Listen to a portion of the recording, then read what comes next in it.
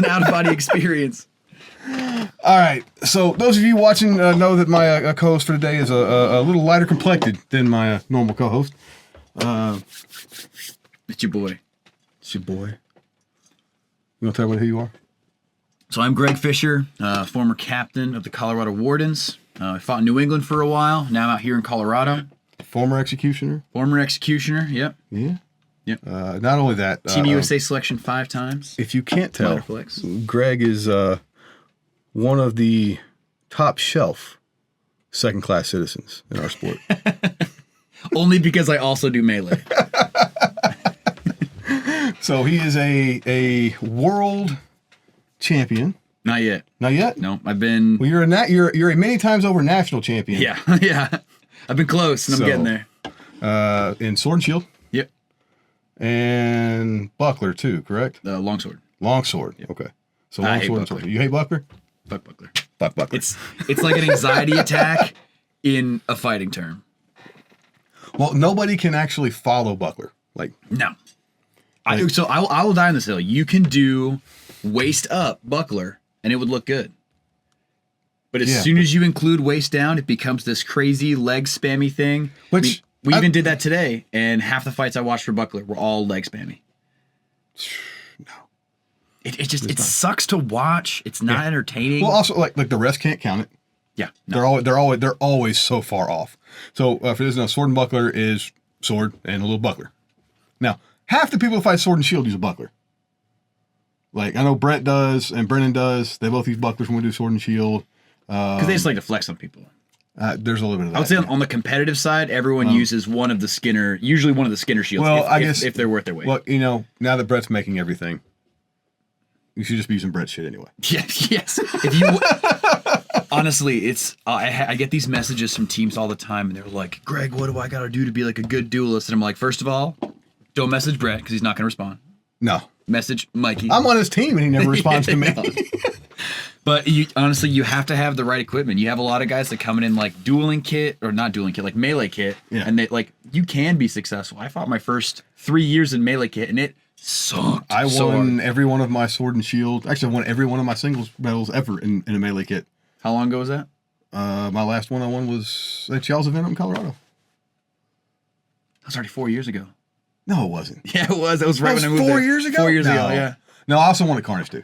Although that was still one of my favorite fights. That was the weekend I met Spencer Waddell. Yeah.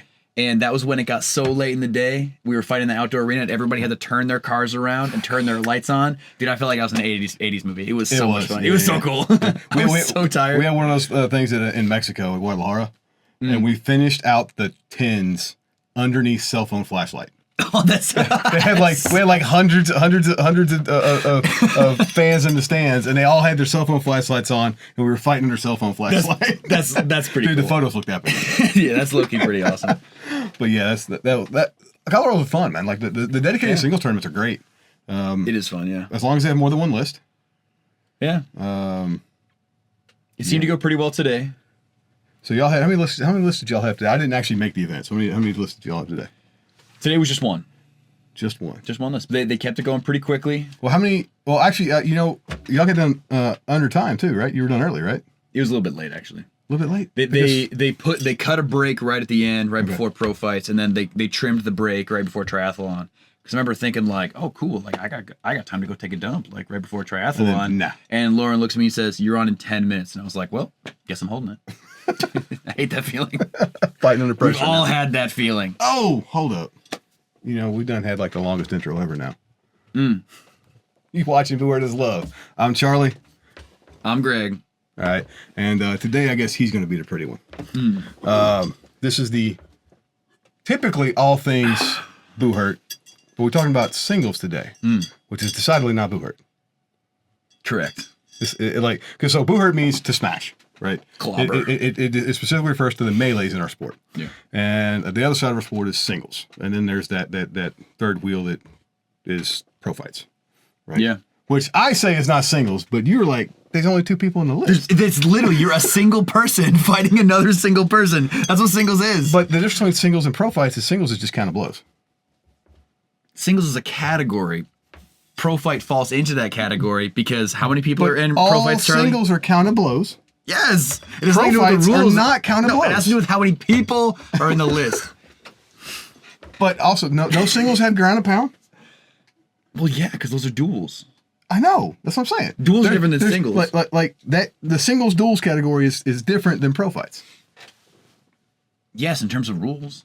And I would argue that singles is better than pro fights. See, I've had my foot in both camps for a little while now, and I'm definitely better at singles. Like now I'm calling it singles. See, I'm right. So I am, in my opinion, better at duels than I am at pro fighting. I love pro fighting because it's fun. I feel like you get the genuine mix of like of strengths and weaknesses between fighters, where it's like you watch a typical longsword duel, and I feel like it's pretty straightforward. You can usually tell in the first 15 seconds who's going to win. Usually, so I think singles. What I like about singles, well, the duels categories. We'll talk about the duels categories since they're kind of blows. Cardio comes less into it. It's less a part of it than pro fights. Pro fights are more physically demanding and physically exhausting. Absolutely. And that's why they suck. They suck specifically because in order for a pro fight to be actually enjoyable to watch, you need two evenly matched fighters that have even gas tanks. Yeah. It's very hard to set up. Yeah, right? Absolutely. And let's be honest, in our sport, there's maybe 20 dudes that have the gas tank to actually fight pro fights competitively. Everybody else, let's be honest, they're gassed in the second round. They're just kind of trying to survive the third. And they're doing the desperate tired grapple. And pro fights are usually decided by who gasses out first. Yeah, absolutely. Right? Singles not so much, right? Because you can't lay hands on them. Yeah. Well, you can. You can. Mikey did it a few times today. Right. And you can totally throw your opponent, but you can't grapple with your opponent. Correct. You have to be smart about it, which I feel like one of the reasons I do love duels is because, cardio and fitness is a huge part of it, but there's so many other components that you can bring in that can really make you a more unique fighter. Like, I love triathlon. It's not super popular. They're really just bringing it back because it's So you over talking about triathlon, but you hate sword and buckler. I hate sword and buckler because it's so stressful. I think, personally, I will die on this hill. I think triathlon should be polearm, longsword, sword and shield. You singing my song, baby. But the problem is I've had this conversation with like really reputable fighters like Shoshana, and polearm, a lot of people will fight that remarkably similar to their longsword style. Like I fight polearm, not very often, but when I do, it's just like my longsword style. So here's the thing with polearm. I don't have a longsword style. I'm just going to tee off on you. Smash. Mm-hmm. Big beefy boy smash. Yeah. And I like the BI rope. Really? Yes. It's a hot take. Because what the BI rope does, if the rope has to have the backer lines. Yep. Okay. But the rope with the backer lines, you got to stand and bang, baby. There's none of this running away or diving for a grapple or any of that kind of stuff. We're here to throw down with big, heavy hits. Yeah. Right. And it allows you to do that. It also makes sure that you can't have people wearing, if they can, if they want to, wearing jack chains. Yeah. No, or super light armor in triathlon. Because you may win the first two categories, but I'm going to win the war. Yeah. Right? If you can't stand, you can't accept the medal, right? Correct. Yeah. And I definitely think, I personally just don't like buckler. I think polearm would make it more dynamic. Yep. I definitely think we'd also attract a more diverse group of fighters into it if we included polearm. I would train longsword if triathlon was included polearm. And that'd be great because I feel like we'd have a lot more. I feel like, generally speaking, a lot of melee fighters look at dueling as like, nah, that's stupid. Like, I don't want to do that. High-end duels is not that. Correct. But high-end duels isn't the majority of duels. Yeah, and also high-end melees is not the majority of melees, right? Yes, 100%. Singles has, so when you talk about the top-tier singles fighters, like we know, without even going through pools, who's making out of pools in singles, for the most part. There's some upsets. There are some guys that come out of left field, you're like, whoa, where did this guy come from? Right? Yeah, absolutely. At almost every event, you'll have one or two like to just sneak in. Like my first event, right? Nobody knew who I was, but I've been training with top tier phone fighters and Brett and Brennan and Adam and Charles and all these other guys for 6 months at that time, maybe 4 months, and just get my ass handed to me. So I show up with Best way to learn. I show up with this term thinking that I'm going to get wrecked. And then I walk all the way to the medaling rounds. Like, it is so easy. It is cake. Yeah. And then I fight the gold medalist. And he hands me my ass on a silver platter. How'd it taste? Ashy, dude. But yeah, I feel like, especially in a lot of these big dueling tournaments, I feel like typically, again, I'm talking in broad strokes. A lot of people who are scared of melee, they're scared of getting hit by the pole arm. They're scared of getting absolutely cleaned out. Maybe they're newer and they're like, well, I'm just going to dip my toes into dueling. You have a lot of those folks that will jump into these tournaments and they're like, in my brain, they're cannon fodder. Yeah. Like, my coach, he's like, hey, this is practice. Do your thing. Get your mind right. You're fighting this guy. You're going to win, but just keep doing your thing, and you're setting in stone in your brain what you're trying to be functioning for in those medaling rounds. Yep. And it's nice having those. But I mean, at Carnage, my first fight of the day was Nick Homa. And he's like... That is not a warm-up, dude. Dude, he is the Goku to my Vegeta. We are always like this in every single tournament that we go to. And it was a really tough fight. And then I beat him, and I was feeling overconfident. And then we went through the rest of the day. I was kicking ass, taking names. And then I met him in gold round. I don't think I've ever not had my ass stomped by Nick Homa. He's so good. He's so light, so fast, so like. And just trying to contain him is like trying to put a feral cat into like a burlap bag. Well, he's like throwing combos from his toes. Yeah. Like, how? And then you watch this kid pro fight. So he's been getting into Muay Thai recently. And and it's his striking, especially his kicks, are dynamite. I was recording his fights for him because I would love to see I would love to see Nick Homa in AMMA. He would do so well. He's got the gas tank for it. He's got the wrestling skills for it. Surprisingly, he doesn't get to showcase him. Is that recording? Is that recording? Yes. Okay. Cool. Okay. Cool. Sorry, I couldn't see the red light, and I panicked for a second. You're like, oh. So I had to ask our audio engineer to make sure our audio is actually recording on the mics that we want to use. We have backup audio in case this goes down, or in case you hear me fart. So Nick Homa, like, he is a really, really dynamic fighter. I'd love to see him do more in dueling. Like, he's a great buckler fighter. He's a great sword and shield fighter. I've recently seen him do more pro fighting. And he is I'm just going to stand there and kick you until you can't breathe. But then I saw him get a couple really surprising takedowns on a dude from Rat Pack. Yeah, he's been working on his takedowns. So his takedowns used to be dog water. Mm-hmm. And then he went back and Nick's one of those guys that will just polish the worst part of his game until it's as good as the rest of it. Yeah, and primarily that dude's practicing alone. Yeah, he doesn't have a team anywhere near where he's at. He's in Colorado now too, isn't he? No, he's in Wisconsin. Oh, he's in Wisconsin. Well, yeah. He moved. He went from Tennessee to Wisconsin. Yeah. So he's another top shelf singles fighter. Duelist king.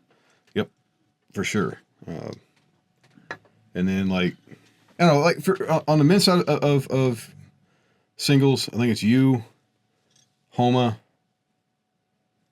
We talking sword and shield or overall? Overall, it's you, Homa. Dudes like Sam McQueen. Sam formerly McQueen, Samurai. He's one of the only reasons that I was able to place at Carnage in longsword, because he wasn't there because he broke his hand. Yeah. Cumby, when Cumby fights longsword, he's still he's pretty dynamic. But that's what Cumby is. He is all physicality. Oh yeah. He like his longsword like skill level is not that of the other top tier fighters, but the sheer volume of strikes this man can do. Yeah. And his pace that he can set is so much higher than anybody else in the sport. Yeah, but also, he's not really doing it anymore. Not anymore, but he's training. He's now training, and hopefully this next season he should be back. That would be amazing. I haven't had a crack at him in years. He's been out for 3 years, so that's a long time. So yeah, 1,000 days, man. Yeah, big deal. But he's making big waves with his day job in the Army. So yeah, that's awesome. Yeah. But I would say other people that I would put kind of on that pedestal is like super well-rounded duelists. I know Evan Ringo's on his way out. Yeah, he's definitely Ringo's the Energizer Bunny. That dude will fight every category and make it to the medaling rounds in every category. I always compare him. Do you know those, like, when you go to the car dealerships, those like wacky inflatable things? Dude, fighting him, it's so hard to actually lock him down. So I actually had a conversation recently with one of my friends. We were just talking about the BI ropes that they used to put up for polearm. Yeah. And I watched Ringo suffer a little bit in those when he was stuck at that rope. But then when they took away the rope, I remember watching him fight Simon Warich. Yeah. And as soon as he was able to move around and take advantage of that mobility, he was all over the place. And he beat Simon in that round. So I think if he'd pressed the rope like he's allowed to, he'd be able to do the same thing. Yeah, probably. Because you can push that rope almost to the other back line. So can you step up to the rope and then walk like as long as the rope is in front of you, you can keep pressing. You're allowed to take up all that slack. Do you think the rope keeps people safer? No. That's why I want it.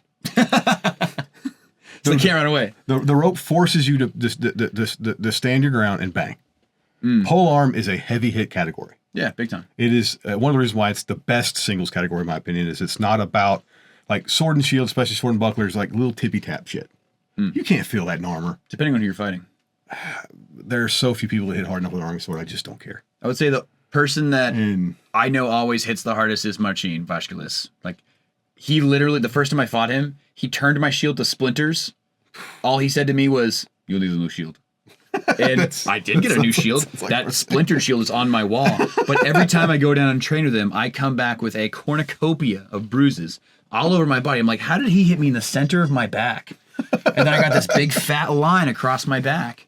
And let's see, he's probably the one that can actually output that damage with just like a typical arming sword. Yeah. But so he's one of all the armor sword guys. Yeah, he's the king. Yeah, he is arguably the best sword and shield fighter.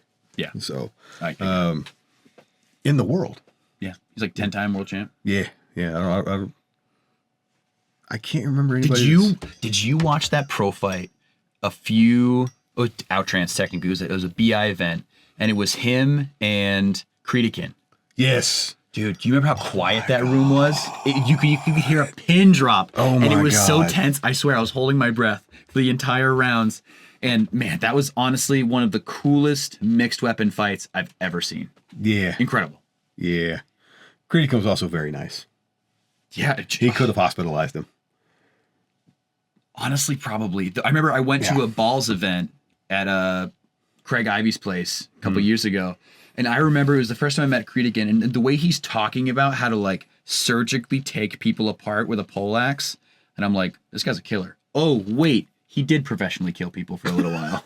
He is a Navy SEAL. Oh my God. But yeah, he's an absolute monster. He is one of very few people in the sport that I am absolutely terrified of in the list. Who would you say you're most scared of? Austin. That tracks. He's like the Jolly Green Giant. Austin. But not so jolly. I'm terribly glad he's on my team. I am 100% ecstatic that he is my two. Like, dude, I never want to line up across the list from us. No, I've done it several times and it sucks. Creedican is another one that it terrifies me. And it's because his strikes are so effortless. Yeah. Like and then your arm falls off. Yeah. And then you're like, oh God, that hurt so bad. The first time I fought Creedican, I cross-checked him to the back of their list. Okay. I dropped my mace because I was fighting with a broken thumb. Mace goes flying because I couldn't hold my axe, so I was using my backup mace. Yep. And he goes flying. I don't have my backup. I'm like, oh crap! I got to run all the way back across the list to get another weapon. Wow, ran. I know, my fat ass. Right? And I already run all the way the other way. Now I got to turn around and all the way back. So I'm running all the way back, and Creedican just like with this super long axe that he fights melees with, reaches out and just smokes me in the back of the calf. Through the armor, and then I slide out of the list, all the way to the other side of the list and out. And I'm laying there on the ground going, he broke my calf. How do you break a calf muscle, Brett? My calf muscle's broken. Oh my God, is it bleeding? Is it bleeding? And he's like, calm down, you're fine. And what had happened was he hit the top of the armor. And the armor, he folded the armor over 90 degrees, and it was just jammed into the back of the calf. You know, like when you get hit, the pain starts to fade, and it wasn't fading. So I thought like I was like injured. I am hurt. And but it was just that armor was like driving into it was like 2 inches deep into my calf. Dude, that's like the worst Charlie horse. Dude, and then I watched one fight. He hit Brett in the back of the helmet, just like Brett is like browned out doing this number. Like I watched him, he damn near KO'd Austin. Like, and the kindest thing I've ever seen Creedican done, because Creedican, if you meet Creedican, he's actually one of the nicest guys. Oh, like he's fantastic. I mean, have you ever had like an outside the list conversation with him? Mm-hmm. Yeah, he's a fantastic human being. And I watched him at Carnage one year. It's a lower tier team, and the guy's trapped up on the rail, and I really see Creedican look at this guy in the eye and reach over and just lightly tap him on the inside of his forearm. And the guy's like, okay, takes a knee. Oh yeah, you know when you've been touched, and it's like I could have slain you. And just to take the time out of a melee and be like, hey, dude. And the guy's like, I'll take the knee. After I was like, Creedican, that's the nicest thing I've ever seen you done. You do. And he's like, yeah, but when I'm fighting, he's like, I try to meter the power that I'm using to the opponents that we're fighting, right? He says, when I'm fighting, guys like you and Austin, I have to swing for the fences, and I'm like, gee, thanks, bud. Could you not? Could you not? Because you're terrifying. Yeah. For me, one of the most scary moments I had, it wasn't in a singles match. It was actually in a melee match. It was some Carnage years ago, and it was some like absolute powerhouse team we were looking at. And I'm in the center, as I usually am, and coming literally skipping across the field going, hoo, hoo, hoo, was Colin Campbell. And I remember looking at him and thinking, yes. I'm dead. And so I took off. Ringo's with me.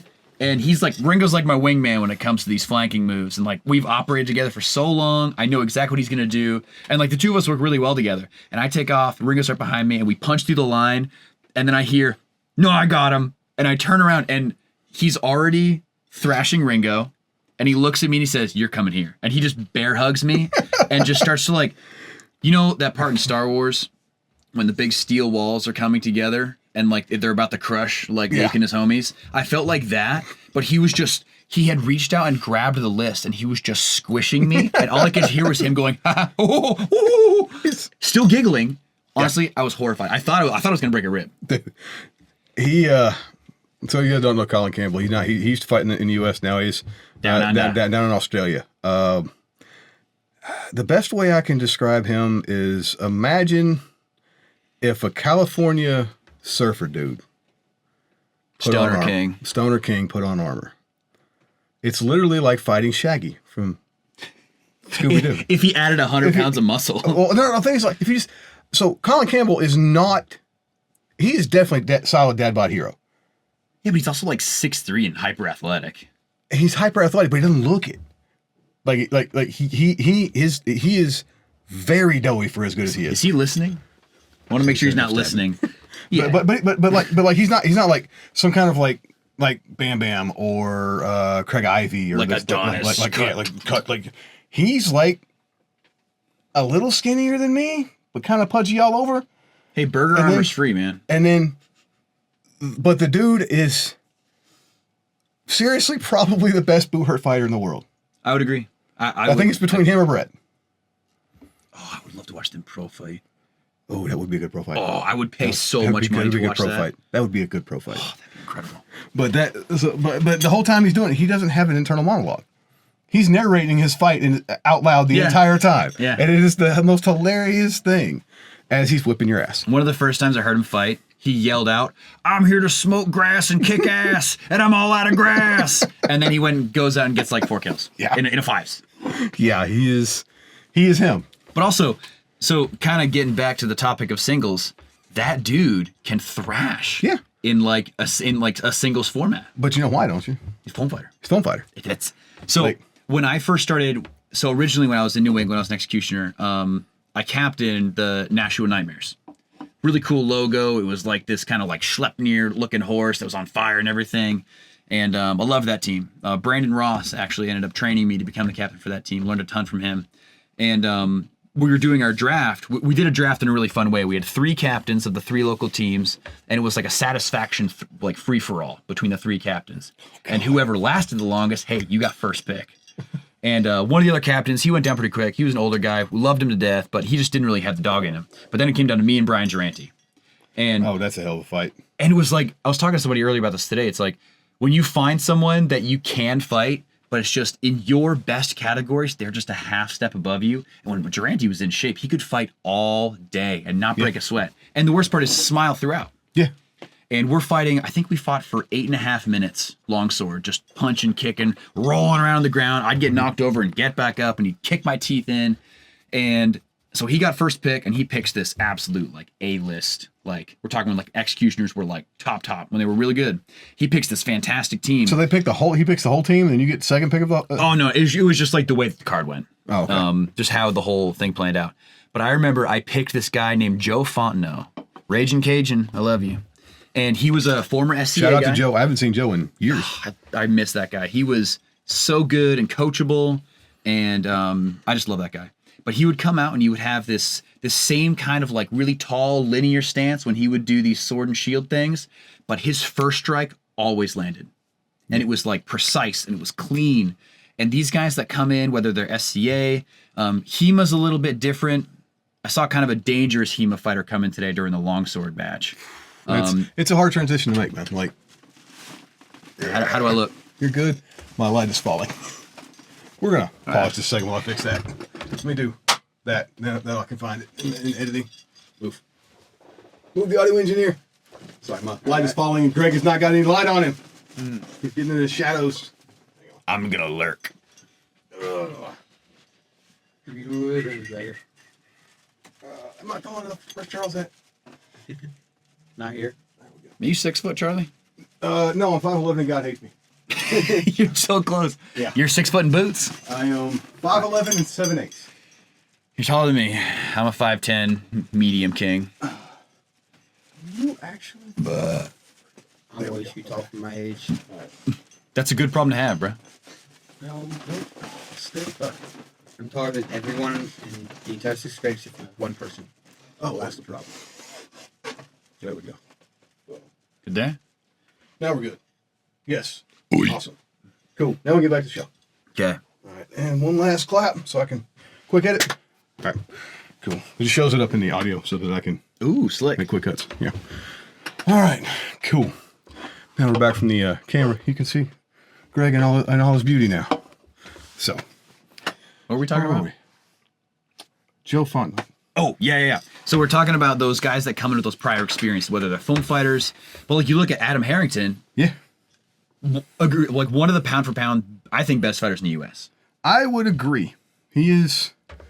So, little story about we talked about this while we're eating Intrinsic barbecue for dinner. Amazing. If you're in Dallas, go to Intrinsic. It's in Garland, close enough. Drive out to Garland, get you some Intrinsic barbecue. It's amazing. I just recently started training judo with the rest of my team. Right. We got a judo instructor, Thomas Weber, who is an amazing judo dude. Yeah. He just got back from Worlds. Incredible. In the Netherlands. Dutch. Denmark. Holland. That one. Where he won his weight category. He is a multi-time national championship, and now he's fixing to go for the Sambo national championship, which Sambo is just Russian angry judo. Yeah. I love that. When you can headbutt and they're like, good job. That's angry judo. Yeah. So he's been training us, and I started up there with him. This last practice, Adam and I are sparring at the end of practice. And I got Adam by 100 pounds. Easy. Yeah, because he's in that 186 class, right? Yeah. Or is he 205? No, he's not 205. You know what? He used to be like 160. And now he's been on it. He's caked up now. He is. Have you seen that man? Yeah, I was admiring him today. Beautiful. I'm like, oh. Beautiful specimen of manhood. Yeah. He has muscles from one to the other. I think he's actually stepped up to like 180, 190 now. So I've got him by like 60 pounds. Right. And there's no technique. I can't judo. I'm bad. I don't even know how to do a judo. Right. Judo. I just pick him up, slam him on the ground, and then he pins me. Oh, yeah. That fast. It's like, how? Yeah. But it's dudes like that, especially because it's like, I've seen him wield just a hand axe and just be dropping people with a hand axe. He's one of the few people that I can see that can do that consistently. You know, he did that with my hand axe. course, that's a +1 hand axe. So I have this hand axe that we call the Spleen Splitter 5000 because of Adam. Because he literally ruptured a dude's spleen with it. Oh, amazing. Carnage. And this thing is, it's a very angry little axe that Lawrence told me, hey, this isn't going to pass. Classic. So I didn't try to pass it.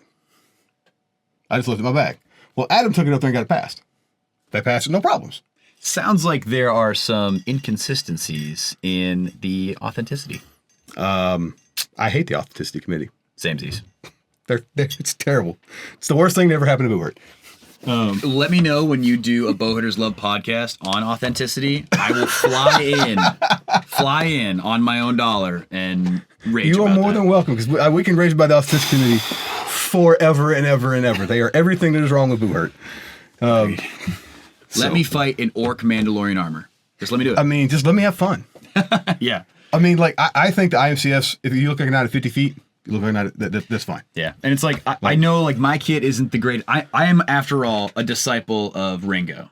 He's a trash knight, and my kid has never looked great. Ringo pulls his...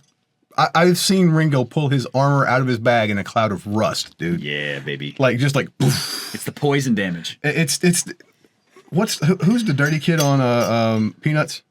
Pigpen. Pigpen. That's Ringo in armor. Yes. That's Ringo in But armor. you ever tried to fight Pigpen? I gotta fuck you up. Never fight the dirty kid, man. They got nothing to lose. Well, anyway, Adam takes his axe, gets it through there, and then he immediately explodes that dude's spleen with a one-handed shot. Just comes screaming down the list, that skip, hop, step, boom! Hits him in the back, he spasms and dies, and they cart him off to the hospital. That's dope. That's dope. It's like, wow, you killed him. And then I lost that axe. It ascended to heaven. You know what happened? What happened? Adam stole it. For like a year, he's been using my axe. Well, so you been getting more use out of it? I guess. Send him an invoice. So, and then the other day, I was bitching because, like, at every fight I'd gone to for the past, like, 18 months, I lost my one-handed axe. It walked off at every single fight. Being like different axes you have? I'd get another axe. I'd make an axe. I'd buy another axe, whatever, and they would disappear every time I fought. I'm like, why? But it's because it's box standard Buhurt. Okay. Yeah. Box standard Buhurt is wolf rib, black brig, floating knees, floating elbows, on your arms. It's the accessible kit. It's the I don't have and generic fighter A. Yeah, I hate it. Also, now that Brett's making axes, you can have any axe you want as long as it's black, and they all look like a Brett Skinner axe. And if Brett Skinner makes anything, just buy it. It is unequivocally the best you can currently purchase. Yeah, big time. Right? The problem is, it looks like everybody else's shit. And because it looks like everybody else's shit, it's very easy for yourself to just walk off. It's not like anybody's trying to steal it. It just disappears. Yeah. Now, except my Spleen Splitter 5000. Because that axe doesn't look like a box standard Buhurt axe. Still has the spleen on it. Exactly. Adam has been using this thing for 18 months. See, I've been having like the opposite problem with my gear. I opened up my armor box just before packing up to come down to this event, and I'm like, I have this extra hand axe. It's definitely a Medieval Extreme axe. I've never bought anything from Medieval Extreme. Not to say I wouldn't, but like I picked it up. I'm like, whose is this? And I toss it in some lost and found thing. I pick up another thing, mace. I have one mace. It was a gift from Ethan Wilhelm, King. I'm like, is this in mine? Toss that in the thing back, and I pull out another weapon. 3 weapons I had that were mine. And I'm never that dude to be like, if anything, if I'm picking anything up off the armor field, off the battlefield, it's gonna be like little ties. I'm like, cool, this is a nice piece of leather. I'm gonna put that in my pocket because I'm gonna need it. But like, I have no idea how this stuff just vanishes. And I swear, some of these things just have legs. So they just march into other people's legs. Charles doesn't even try. Okay. Charles was supposed to be here tonight. Charles shows up to an event and he's like, all right, we will go to Omaha. Actually, let me phrase that. We go to IMCF Qualls, then to Carnage, then to Omaha. None of these events, he brought a 2-handed axe. He's been using my 2-handed axe for the last 3 events. And I'm like, I haven't got to swing this yet. Are you a Charles enabler? I guess. But if I bring my axe man to an event, he didn't have an axe, he's useless.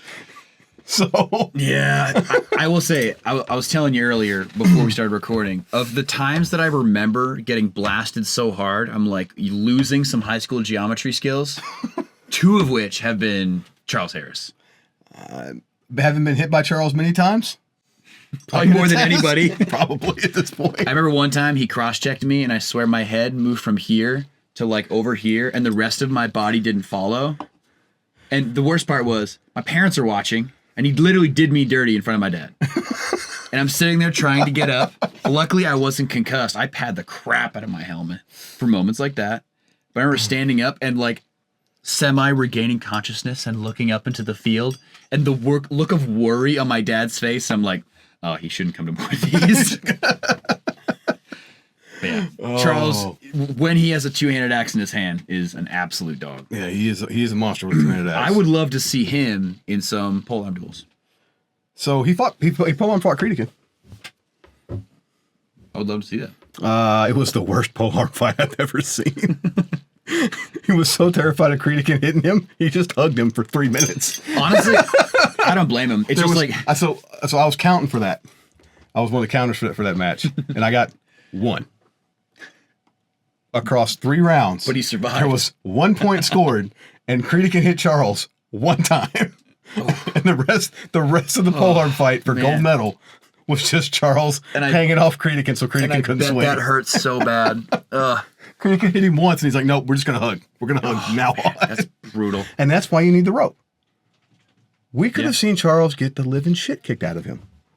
We were denied that because IMCF doesn't have the rope. I don't want to say that I want to see that. I want to see that.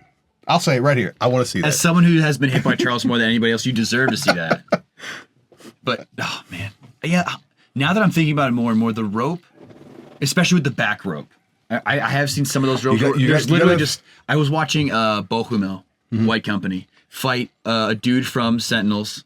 Say what you will about Sentinels, but they show up.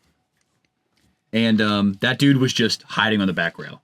Yeah. Bohumil literally has his hands on the end of his polearm, and he's just reaching for him. This guy's like, They were running the rope with no backer line? Yeah, it was a while ago. It was. Ooh, no. You got to have the backer line. I think it was like 4 corners ago. For those of you guys that are not familiar with the polearm rules, I don't know if this is still this way because BI has been changing their rule set, and I'm not sure if they still use the rope or not. It was in question. They don't. They got rid of it. No okay, rope. So they made. It's another terrible decision. Okay.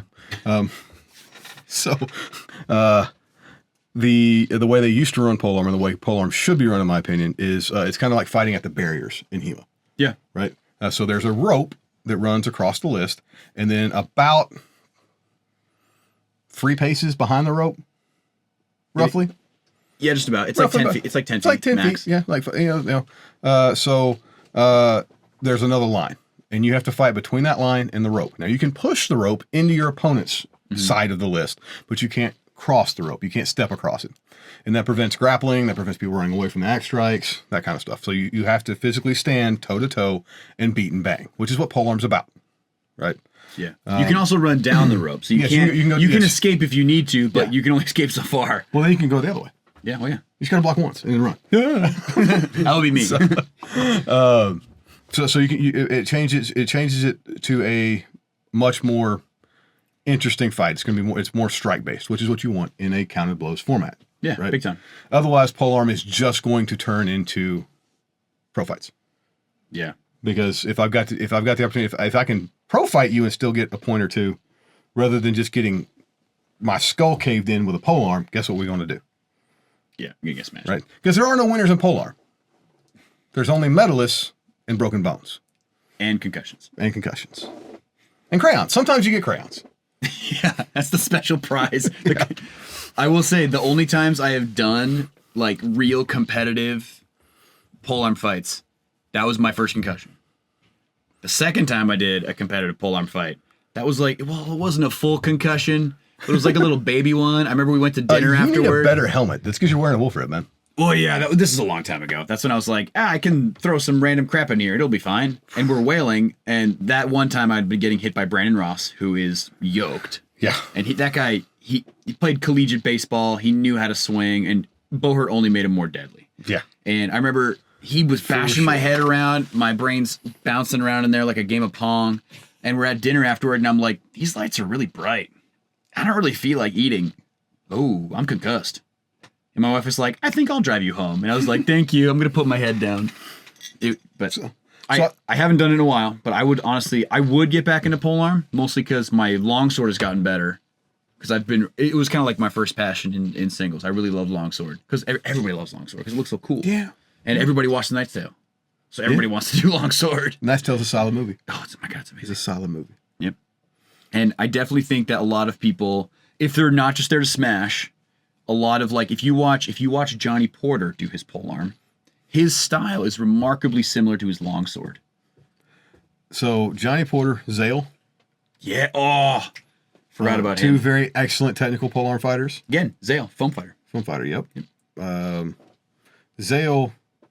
I fought Zale at the Wandering Sword Duelist tournament. He's very good. Polearm. He fought with me in Prague. Yeah, he very, very good duelist. He doesn't like swing for the fences. He's not going to hit you real hard. He's just going to hit you way more times than you're going to hit him, and you don't have any response for what he's doing. Yeah, he's deliberate. He's clean. He's direct. And so I can swing polearm either hand, left or right, because I train left and right hand. So you saying you swing both ways? Both ways. Classic. Both ways. So I was fighting Zale. I was like, well, fuck, I'm going to flip to the left hand. And Zale doesn't swing left-handed. He just mirrors the block on the right hand. He just mirrors his right hand and block to the left side. I'm like, that's such a flex. Great asshole. I still can't hit you, even though I can swing with this hand. All right. Oh. I would love to see him. I think he's taken some time off recently. Is he? I haven't seen him, at least at the larger tournaments I've gone to. I haven't seen him in a bit. But I would love to see him back at it because he was exceptionally talented. He is. Or is. Not was. Yeah, not he's dead. exceptionally talented. He's very, very good. But I think your best polearm fighters are probably all on the West Coast. Because you got Creedican, Johnny Porter, and Zale. And also, but Creedican, does he even fight anymore? So he does. The problem is, with his current job, he doesn't really have a lot of free time. Yeah, classic. He's not really retired. He's just busy fighting for real. We'll say that. Yep. We'll say that. But yeah, I would say if I'm trying to think off the top of my head, best polearm fighters, I would say a good amount of them are on the West Coast. Yeah. Yeah, I feel like you've also got Santos. Who's a good polearm fighter. He's pretty good. I never want him to hit me again. Not after not after breaking the Hungarian team at Prague. Like when we were on 12s in great. Prague, and then the left rail just like we put 4 people out of the tournament, and two left to go to the hospital in the same ambulance, and we're standing there. The guy after we get through murdering him in the list, he's laying there screaming and twitching, and they're pulling his leg armor off, and it's just like a raw like red meat, and he's screaming and twitching, and Santos like. I can see his eyes through his helmet. They're like saucer plate. He's like, did we do that? And I'm like, Santos, don't you ever hit me like that. Oh God. He can swing so hard, and it's funny because like he's such an agreeable dude. Yeah, he's awesome. It's like, but then he puts that bar boot on and he becomes a killer. Well, the thing is, so it's funny about like you see this in a lot of different combat sports. The better you are at the combat sport, the way more laid back you are. Hence, Stoner King Colin Campbell. The best of the best, right? Johnny Porter, one of the chillest dudes on the planet. And I think a lot of it has to do is like you've been to the line, and you don't ever want to take that, and you don't ever go there in a place where it's not safe. I guess. Right. I know what you mean. Yeah. Like one of the things that sticks out in my mind is Dan Hornbuckle, me and Pete Mower. We're doing a training thing up at the Warlord Combat Academy. Spring. What's the spring training camp we do there every year? What's it called? Winter camp? Winter camp. It's actually not in winter, so it throws me for a loop. Yeah, winter camp. Winter is relative. Winter camp is never during winter. It's like May every year. And we're down. We're gonna go eat at this Brazilian steakhouse, which is kind of what our team does after practice. We go to Brazilian steakhouse.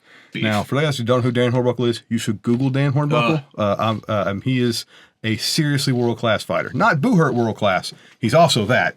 He's a world-class MMA fighter. So good. Bellator champion, all that good shit, right? Kinyas, great team. Yep, fights with Kinyas. Though I think he's retired from the sport now. I think so, yeah. I think so. I think he's actually I haven't seen him in retired. at least 2 years. And anyway, we're walking there. I am the smallest dude of this bunch. Because Dan Hornbuckle is like 265 and like 6'2". Pete Mo is, however big Pete Mo is, God, he's huge. He's like Shrek. Yeah. And we're walking across this field that the local Delt fraternity has rented for a party, and all the Delt frat boys are there with their brightly pastel button down shirts and backwards hats and sunglasses and shit. And they're I'm all like already angry. and Just they're all like bowing up like, what are these guys doing here? Right? Shoot. And it's like, dude, this is the wrong group. Like Pete and I could stand here and watch Dan Hornbuckle handle every one of you. Again, something I would pay to watch. But like they don't fight, right? Yeah. And so they were wanting to bow up and stuff, and like the rest of us are like, what are you doing, man? Why? The amount of... I'm going to go on a quick tangent, mostly because this infuriated me. So, Colorado Wardens, we've been putting on a lot of like local shows. Recently, we did like a big fundraiser for like a local nonprofit that like fights anti-human trafficking, or fights human trafficking, not anti-human trafficking. And we're posting the videos. Everything's going well. We're marketing well. We sell out. Yeah. We're like a week out. One of the first, I never look at the comments on the videos we post just because it just boils my blood. Oh, dude. One of the first dudes on there is like, you guys wouldn't want me there. I actually know how to fight people in plate armor. And I'm like, okay, like I'm not gonna bite on this. I'm not gonna bite on this. I try to be really diplomatic with things like that. Come out. Let's see. Bring it. Oh, I would love to. Just bring it. And so I told this guy, I was like, hey, if you want to come to the event, it's gonna benefit a local nonprofit, and this is a different sport for them. What I'm sure you've experienced, but like come through. And he goes, nah, man, I would just, he was the classic. I see red. That's what he put in the post. Yeah. Dude, when I see red, my training kicks in. My training kicks in. I promise you haven't trained for the sport. Dude, I damn near crushed my phone in my hand. Yeah. And luckily, I have Shoshana as a teammate who is, one of the most excellent human beings to exist on the planet. Absolutely. Shoshana is amazing. I will say, she is the Beyonce of Buhurt. Not Buhurt, but singles, duels. But absolutely one of the most delightful people you ever meet. Yes. And this woman could sell a ketchup popsicle to a lady in white gloves. She could talk her into it. She's just so delightful. She could also whip her ass in long sword amazing. Too. I will say because that she's one of, I guess it's her and Julie, probably the top two singles fighters. Beth Hammer's up there as well. Beth Hammer is too. I would say they are probably the best. Elise is very good. I would say Elise is good, but she's not quite there yet, I don't think. She has a lot of gas and she's very physically strong. Yes. She's been getting stronger. I say that, Elise, I haven't seen you fight in like a year, so I could be wrong. She whooped a lot of ass today. She did very well. Yes, she's good. She's definitely good. But the three of them are definitely some of the top women in longsword, and they've successfully stayed there. Now, if Julie can stay healthy, she's gonna come back and dominate. Yeah, she's recovering from something tear, ACL tear. Yeah, she was doing some Muay Thai, doing some Wonder Woman stuff, and just get. Julie is a beast. So. First time I ever met Julie. Okay. So you tell your Julie story, and then I'll tell my Julie story. First time I ever met Julie. Julie is not very large. She claims she's 155. She's 135 pounds soaking wet. Right. I don't know weight. She's very small, very angry, very feisty. Like a badger. Honey Badger. That's actually her nickname is Honey Badger. Oh, that's amazing. Honey Badger don't give a fuck. Right. And I've seen her beat 6'4", 400-pound dudes in singles matches. Like, she does not care. That's amazing. She's an excellent fighter, and the woman has more drive than anybody I've ever met. She trains harder than anyone that I know. Absolutely. And so we show up. My very first practice for the sport was a foam fighter practice because we didn't have a melee. We didn't have a team. Yeah. Right. We started showing, and we weren't in armor. We weren't doing this kind of stuff. We were basically doing a foam fighters practice. And I'm practicing with Julie, and the first strike she breaks my thumb. Amazing. The very whack. I'm like, oh my god! Like, first practice. First, I was like, why? Yeah. So the first time I ever fought Julie, it was like 105-degree day in Louisville, Kentucky. Oh, yeah. Weren't you there for that? I was there for that. It was so hot. The ice cream or the frozen. What is it called when you? Snow cone guy. Yes. He like dumped out all of his ice. They buried me in it because I was overheating. Yes, I remember that. I was naked under ice, getting man hands all over me. Hot. So hot. And I remember I was there with the Manchester Monarchs. This was Brian Durante's first time. Y'all sketching. came down just to kick our asses because we beat y'all for that trophy sitting right there. What is it? The Winter Cup. North. The Winter Cup. The one next to it. We won the Winter Cup. So and that was. I still remember that thrashing. Yes. And I remember... I do too. I received it. And I remember we're posting up, we're fighting some people, and Ringo comes up to me. He's like, "Hey, that person on your side, that's Julie. She doesn't normally fight men. Just like it's the classic, like, hey, don't blast her. Like, give her the good college try, and then like we'll move on from there." I remember coming across the field. I check one guy, he doesn't go down, and I'm like, "All right, I'm gonna give this a try." And I go and check Julie. She bounces off the rail, and I'm like, "Okay, cool, she's still up." And then she hits me so hard, I remember feeling it in my ears. Yeah, she can swing. It's one of those shots where you go, "Whoa!" She hamstringed me with an axe in one of our demos. It left like a baseball sized knot on the back of my hamstring. That's the best. Then I've got a picture where she autographed it. That's amazing. She's taking a selfie with it. And well, I know it sounds silly, but I love getting a good like Buhurt bruise. Bruises are like galaxies. They're all unique. They're all different.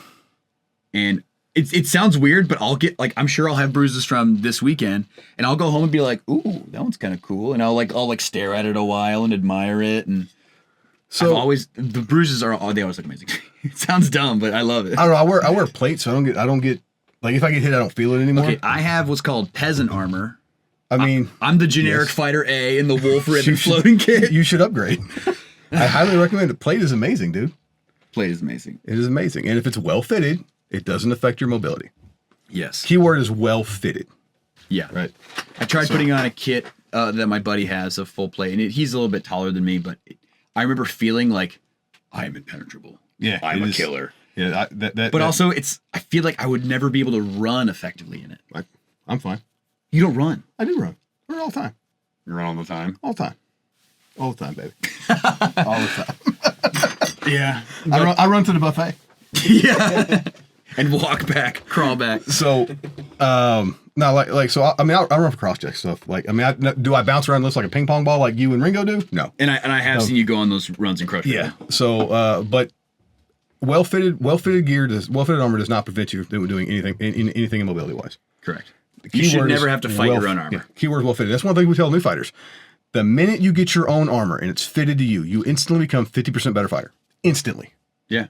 It is the single best thing you can do as a new fighter, other than get used to fighting in armor. It's like you're dropping the difficulty level instantly. Yes, because now you're fighting the other guy, not the other guy and your kid. Yeah. Yeah. And I have so many people, I'm sure you've seen this happen 1,000 times. It's like every single Facebook page we have out there, team page, everyone says, "Where do I buy armor?" First of all, talk to your captain. Talk to your captain. Talk to your captain. They know where to find good armor, because chances are, if they're a captain, they've fought for a while and they have good armor. They should be leading by example in that. And so you're right. You should not buy. I would say not just your captain. Go talk to some fighters that actually have experience. Why are you off? you gave up. But you're still here. Why are you off? Hey. It's still Did you recording. turn it off when you moved it? I have no clue what happened to that camera. She clap. Anyway, moving on. We may not have camera 3. We'll have camera 2 and camera 1. So, all right. Where were we? Oh, armor. Yep. You should talk to an experienced fighter. Yeah. Good. Yeah, and while I'm here, and I'm kind of like you're classic second class citizen. I have a personal theory that floating kit is always going to be better for your duels than an articulated kit. Your articulated kit is always going to offer more protection, but typically if you're doing something like longsword, sword and shield, buckler, very few people are going to be able to hit you as hard as they possibly can, and it's going to hurt you, especially with any sort of arming sword. You're going to always have that diamond in the rough, and they're going to clap your cheeks regardless.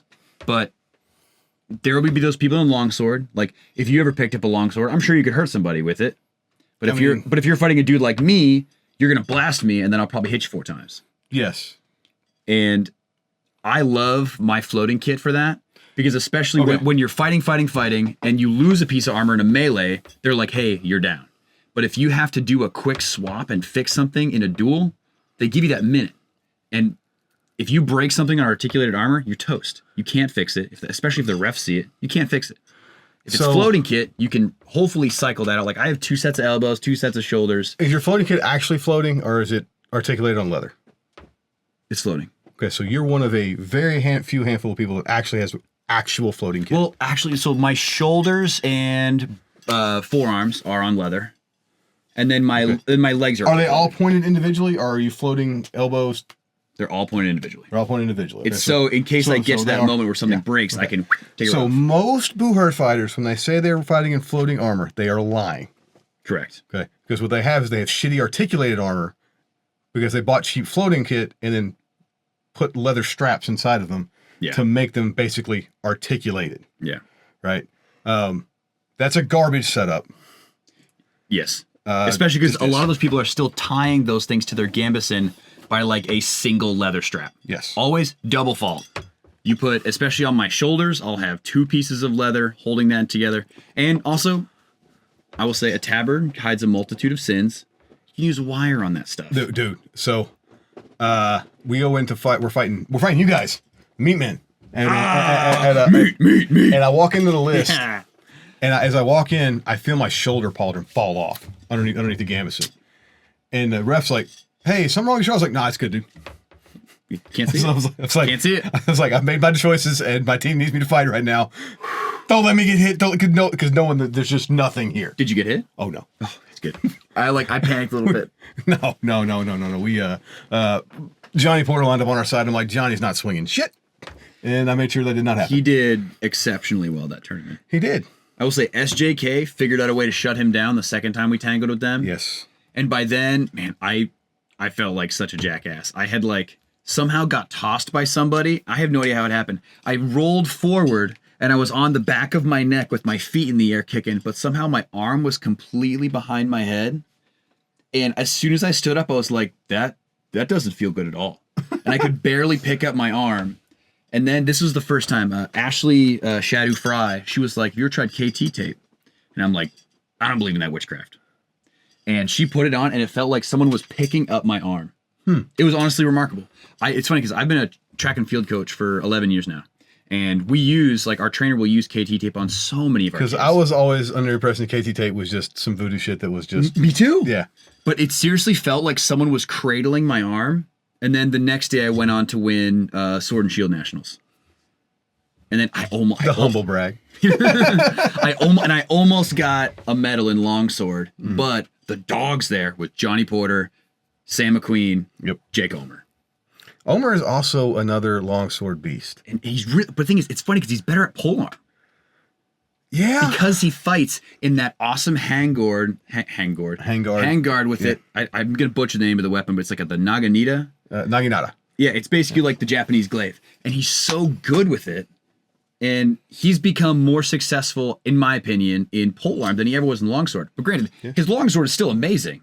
And that katana hits so hard. He's been a singles beast since before I was in the sport, dude. Yeah, and he's getting better at melee, too. Yeah. I mean, he rolled with you guys, right? He rolled with Texas? he rolled with the Dominus guys. Yes. So we fielded 2 Warlords teams. One was Dominus. One was the core Dominus the Domi Lords, we'll call them. Okay.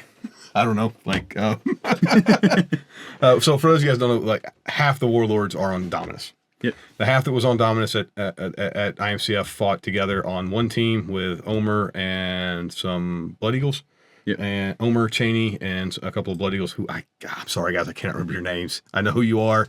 Like, you're right there, but names are gone. They fought with them on Warlord. Matt Aaron was one of them. Matt Aaron was that one. guy's also good. And the taller guy that they've got, it's blonde hair, mustache. I know you're talking about. I can see his face in my head. Yeah, I can't remember his name. I'm going to call him Daniel. Cool, Daniel. Your name's now Daniel.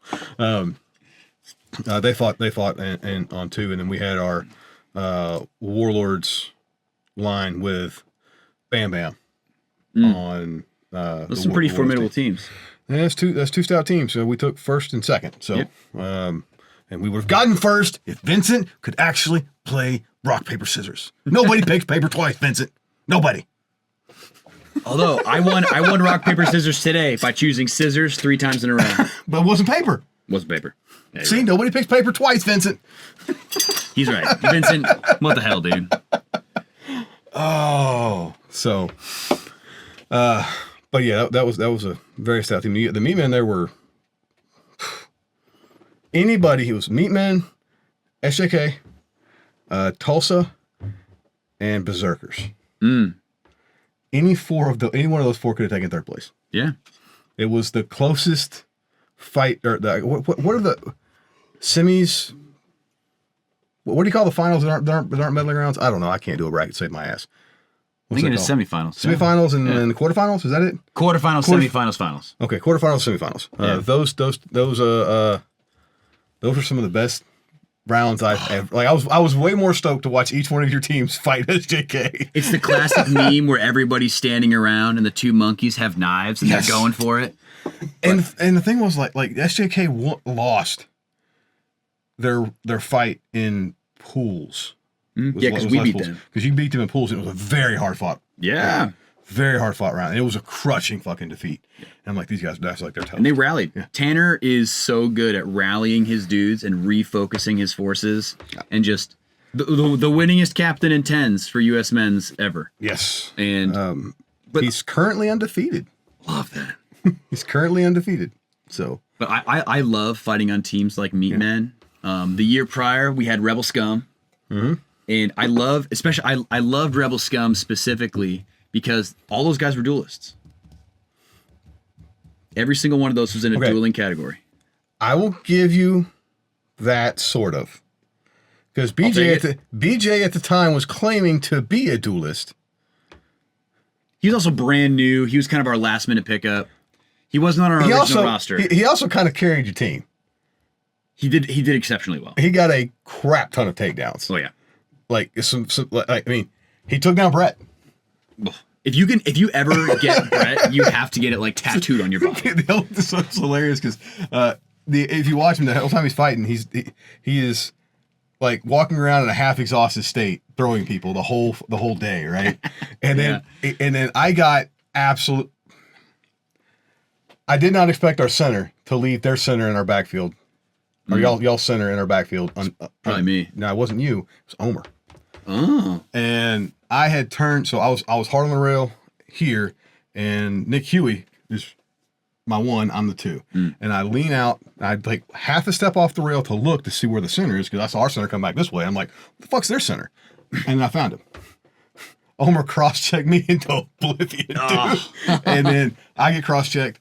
Brett steps up to get a throw, throws the one on the other side, and then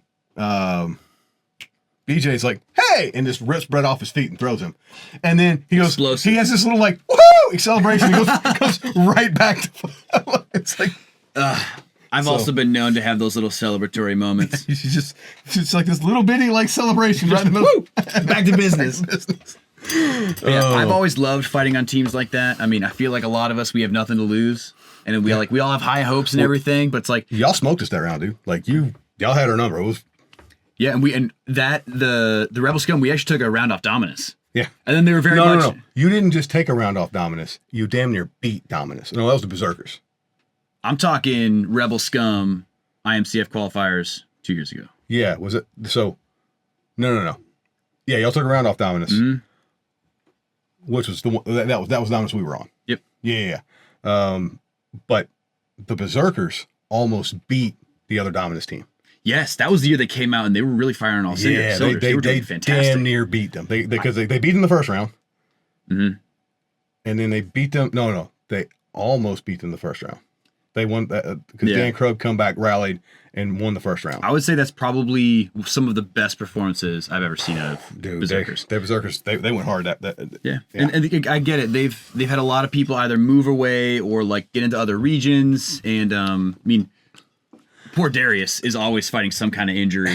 Apparently, he just blew up his ACL. Now he's gonna be out even longer. Yeah, that was kind of my fault. No, my fault. He shouldn't have been fighting. We both went down together, and he looks at me and goes through his helmet, and he's like, "I think something's wrong."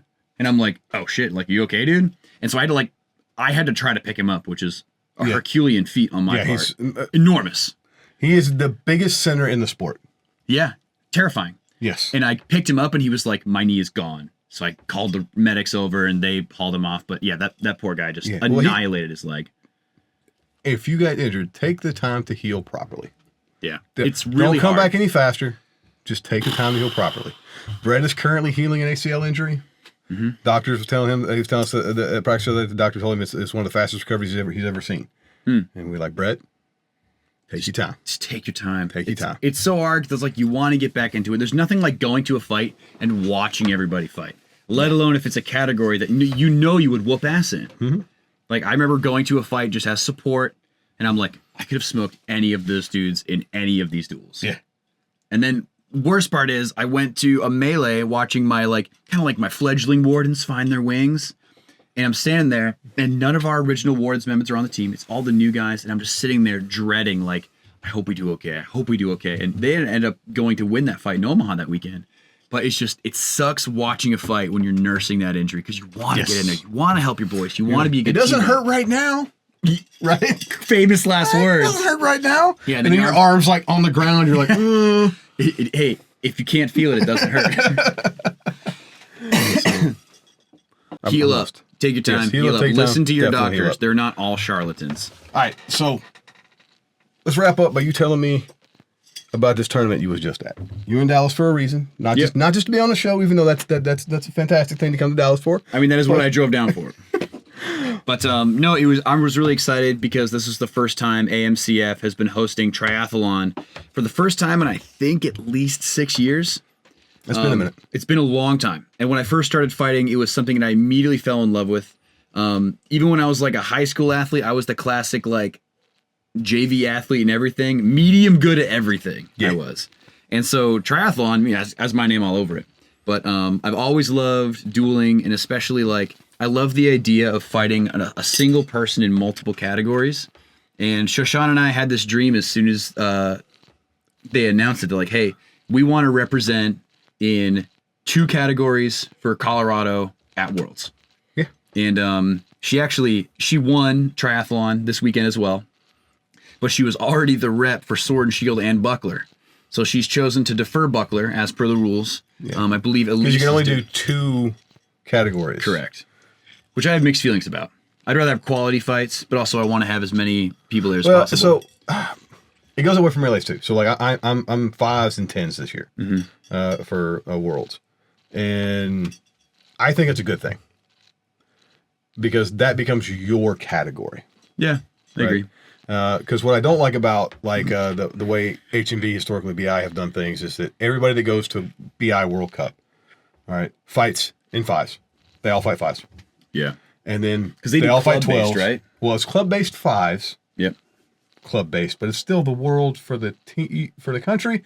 It's BI should be clubs. Quit trying to be countries and just be clubs. All right, you got an identity crisis. Just be the best clubs in the world. Just do that. Yeah. All right, quit trying to compete with IMCF. Let IMCF do the Buhurt Olympics, and you guys do the best club teams.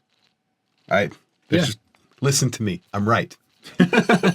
Anyway, but the way that works on the BI side is it's all the 5 teams fight, then the 5 teams become the 12 teams, they combine to become 12 teams, and then they combine to become the 21s and the 30s, and which are so much fun. You can have them, dude. I don't want them. I love it. No, because the problem is by the time you fought 5s and you fought 12s, I don't want to go to fight 30s with a bunch of tourists. I'm going to die. But I want to smush those guys. The problem is we're those guys. Yeah, usually. But anyway, I digress. So I came down to Dallas specifically because I wanted to get this triathlon. I did get it, which is stoked. Yeah, so I'm really excited because I'll get to rep in Houston for Sword and Shield and for triathlon, which I'm really excited about. And Houston this year is IMCF Worlds. Yes. So. And I'll get to be on the 16s team, which is really fun. That's actually the only melee I'm actually good at is the mass battles. You guys are captain in 16s teams, right? Johnny Porter's captain, isn't he? I'm like assisting Patrick. So Patrick Hurd is Patrick going to Hurd's be the the captain. Okay, But for mark some my reason I thought words, Porter was. next year I'm going to take one of those captains and make my own. It's not going to be meat men. That ship has sailed. I like having that new team every year. Zach Golden was talking about naming that team the Street Sharks. The Street Sharks. It's a classic callback. So we'll see how that pans out. But I just love assembling a team of my homies, some absolute dogs, and just kind of showing up and surprising people. I've always loved that. And that's one of the reasons that I love, specifically I love triathlon. It's one of those things that I can show up and like I don't typically showcase a lot of like my longsword skills. I love longsword. But I love being able to show up and people are like, oh no, Greg's just a sword and shield guy. And to me, the great measure of any duelist or singles fighter or pro fighter is the depth that they have. If you can't fight with your chosen weapons, are you still a dog? I would say that is the hallmark of a good fighter, period. Is can you fight, again, melees, are you a rail guy? Great, you're one-dimensional. Right? Yeah. And 30 seconds into the fight, your position doesn't matter anymore. Yeah. Right? If you're a rail guy and I'm a rail dude, and if I see you stand in the middle of the field with your back turned to me, I have to become a flanker right now. Yep. Yeah, smush me into the dirt. Because I need to cross-check you before you cross-check one of my homies. Yeah. Right? So you've got to be able to fill in any role. Or if you got to fill in to a 2 slot because we don't have a 2 anymore. They're injured or they have an armor failure or whatever. You need to be able to roll in a 2 and into a 3 if you even then, right? Yeah. So now my fat ass doesn't do much 3s these days. But and the same reason I'm not a rail guy. I love staying in my center positions where I'm most comfortable. I'm definitely less dynamic on the melee field than I am in singles and duels and stuff. But I also think that's like minor plug. The Dominus app is extremely helpful in taking your guys your newer fighters. They might not know where they are yet, but this is when you have to introduce them to everything. Everybody comes in and says, I want to start doing longsword. I want to do melee. But like they don't know what they Your want. newest fighter should be on the rail. Yes. Honestly, start them on the rail. Now, caveat, if he's 150 pounds, don't put him on the rail. Nope, you get him used to his armor first, and you see how he runs. Yeah, yeah. So he's gonna start out in singles and then move to center. Yeah. But if he's a dude of any kind of normal size, start him on the rail. Doesn't matter if that's where he's gonna be at. BJ started. BJ is the exception on our team. We always start guys on the rail, always. Yeah. Just because it's not that's the easiest. It's probably one of the harder positions to do well, right? Because a 2, your 1 is gonna make you look good if you're a 2. Yep. Right? He's going to feed you takedowns, feed you head rips, feed you all that good stuff. However, the 1 has to initiate. Yeah. And walking into that fire is hard to commit your stuff. So, but as a 1, it is the simplest to conceptually understand. And you guys train new fighters all the time with the wardens. All the time. When you walk into the list, what do your new fighters fight in? Constant state of panic. Yeah. Right? You black out and you're like Ah! did I do okay? And it's like, I wasn't watching you. I was running around. But yeah. So as a 1, walk down the rail, stay on the rail, grab that guy. Yeah. We he's not fighting a ton on my team anymore, but this guy Jeff Von Lexa, he's our full plate boy. Yeah. And he's what I always refer to as fire and forget. I'd be like, hey, get on the rail, go get that guy. And I see him do this little like arm pump and he just starts marching down the rail. And I know that he's gonna do his damnedest to be locking that dude down and hopefully feeding the 2. But honestly, a good rail is what wins most fights. If you have these good solid rails. If you have a good solid rail game, it's going to go a long way to. I mean, all the top teams have solid rail games. Because you have to. Well, you do. Kenyaz is doing a damn fine job of showing you that the rail game can be passable. Because they have one of my favorite play styles is like those 2 centers. That's the 2-2-1. And baby. I was able to do that a little bit with Meatmen when it was me and Johnny running, and that's absolutely so terrifying. Much fun. By the way, mostly because when Johnny goes, everybody looks at Johnny, and that's what I love. When I can just be like, and no one's looking at me, and I can get my head rips and get my cross checks. I love that. Feeling. Exactly. So we're seeing more stuff, more dynamic stuff coming out of the 2-1-2, which is. The game is always changing. Yeah, the meta is always advancing, and it's no longer good enough to just go out and be the better team. Which the original 2-1-2 was just we're going to be the better team. We're not going to make any mistakes, and we're going to grind you into the ground. Yep. And or chop you. Kenyaz, it's not even so much about chopping because I feel like that was the oldest meta. The oldest meta was hold and chop. It wasn't even 2-1-2 because they didn't even start out on the rail. They walked out in a wad in the center of the list and then kind of bumbled around until somebody got held onto. Yep. And then somebody would explode, try to hit him in the back or whatnot. But now that meta was chopping to drop people, and in the 2-1-2 meta, you're chopping to assist the grapple. Yes. Right. Yeah. So when Greg comes in and he throws a strike, whoever's grappled, that guy's going to advance their position. Big time. Now Greg may get the takedown, right? But most likely he's not going to. And even if I don't, I'm going to take credit for it anyway. So, but yeah, but you're right. Having the hallmark of a good fighter, whether you're singles, melees, whatever, is being able to do multiple things. You got to be dynamic, right? And so a good new fighter can do one thing moderately okay, right? You got a fighter that is top tier fighter like Colin or Brett. You can stick them anywhere in the list you need them, and they can do the thing. I mean, you could give those guys a pool noodle, and they'll still win a polearm match. Yep. And you know where the 2 top fighters in the Buhurt fight? on the rail. Yeah. Brett and Colin both are rail fighters. Yep. So, I mean, that's also where you start your new fighters. Yeah. So it's bread and butter. It's meat and potatoes. It's also it is such a valuable portion of our game. And for the most part, unless you're a very, very top tier rail fighter, you like an offensive lineman, you're an unsung hero. Yep. Right? Because you're not getting the highlight reels. That's what the 2 does. The 2 gets all the highlight reels. And then you out there in the 3s mopping people up with the cross checks and shit, right? But your rail guy, he ain't getting no highlight reel. That's why you got to feed him. Give him food. That's what he really wants. Take him out for brisket later. That's what your rail guy wants. And then you got guys like Brett that just turn rail into a massive takedown position where I mean, Brett's one of the few people who can start at the rail and get 4 takedowns in a round. Yeah, he's also like truly exceptional. Yeah, he is. If you have a new fighter that joins your team and you just somehow know he's going to be a Brett Skinner, like you're set. I mean, honestly, that's what happened with BJ. And yeah, again, it's genuinely exceptional. Genuinely the main character. It's like when you're playing a video game and you're fighting some guy and he has like 3 stars above his head, and it's like that. When I first met BJ, I was like, yeah, he's gonna be great. You know, he didn't start on the rail. Brandon's like, you're my 2 now. Oh, I love that. And then fired Cyrus. And now Cyrus. He's Buhurt Obama. Look at him now. Buhurt Obama. Cyrus got fired and BJ got the nod. So, all right. Anything else, man? We got IMCF triathlon was this past weekend. Yep. Pretty good tournament.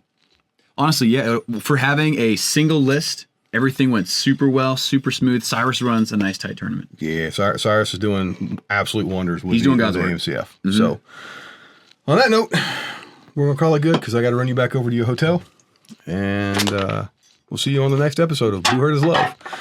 Don't forget to check us out at merch.buhurtislove.com. Get all your Buhurt is Love merch, or artisandice.com and get you some sweet dice and help pay off all of this camera gear.